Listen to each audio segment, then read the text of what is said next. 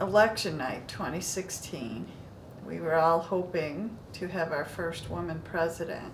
We're shocked, dumbfounded, and actually there were tears shed and things like that. So that planted the seed.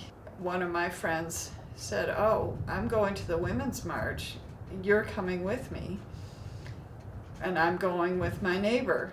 So the three of us will go. My niece lives in Alexandria. We'll stay with her at her apartment. She said we could. And we're going. As it turned into more a stand up for women, that's what motivated me.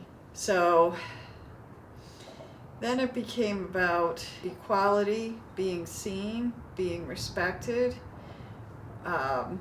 equal pay. Having spent my career in IT, I personally know that men doing the same job as I were making more money. So that was probably my biggest thing. A friend of one of the friends I went with wanted to go, couldn't go, but she knitted these hats, a bunch of hats. We had a whole bag of them. So that was the way this woman could be involved, and many other knitters like her could be involved that couldn't actually go to Washington. We drove from Rochester, New York to Washington, D.C. on January 20th, the day before.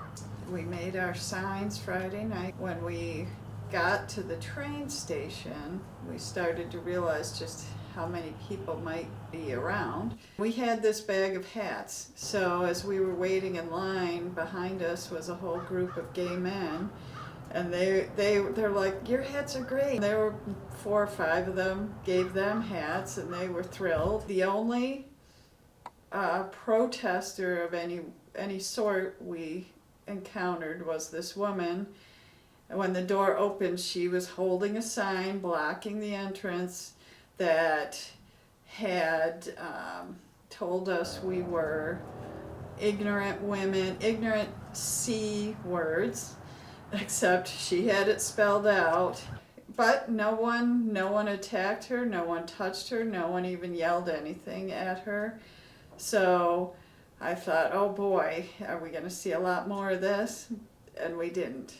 A train opened up that had room on it, and we got in and we were smooshed in like sardines. We still had a couple of hats left, and we were smushed up against older couple. They weren't old, but older, and it turns out they were from Ireland. They had come in 4 years previous for Obama's inauguration and had made plans to return, thinking they would be coming for Hillary's. So we gave them the last 2 hats we had. The doors opened up and we all bustled down our way.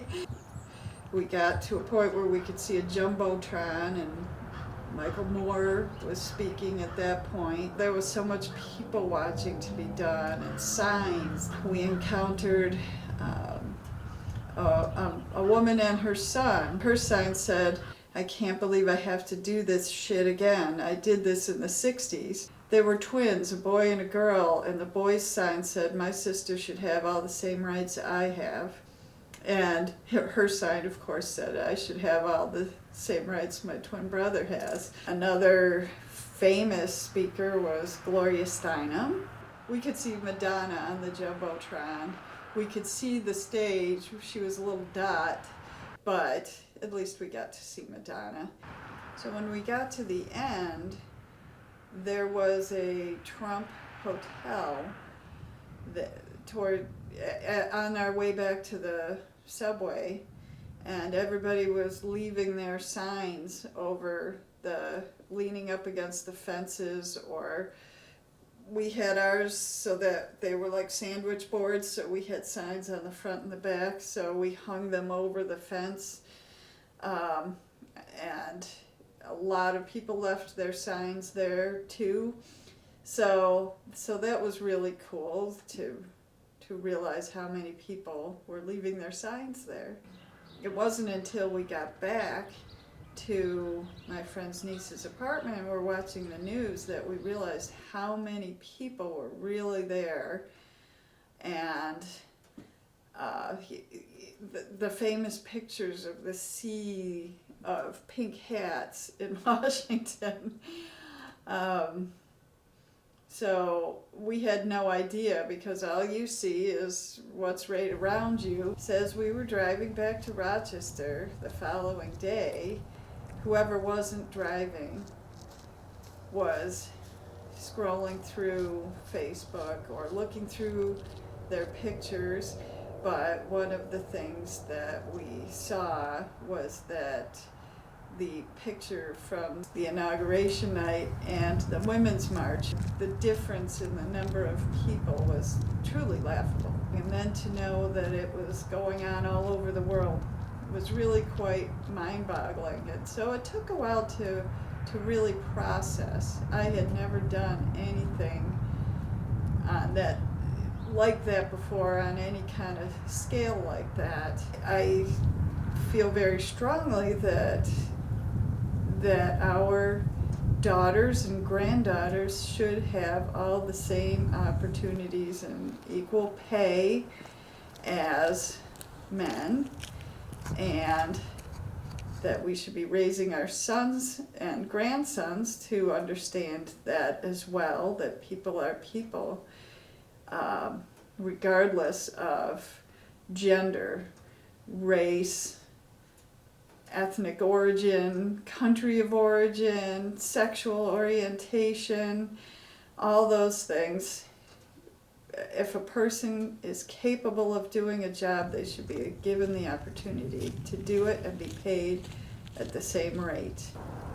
We had a very whitewashed education, literally and figuratively, and I bought into the whole thing that equal rights, the women's movement was over with, the civil rights movement was over with, these things were checked off and done. Well, it turns out it hasn't been done.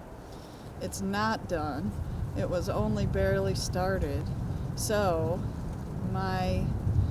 what I'm hoping to do with the rest of however I can, is to make sure to continue to fight for equal rights for women and for people of color and for anybody who is not equal. We're all human beings. We all should be equal. And so that's what I'm hoping, that for my children and grandchildren and granddaughters and great-granddaughters, that this will all seem like a really strange thing that we had to fight for.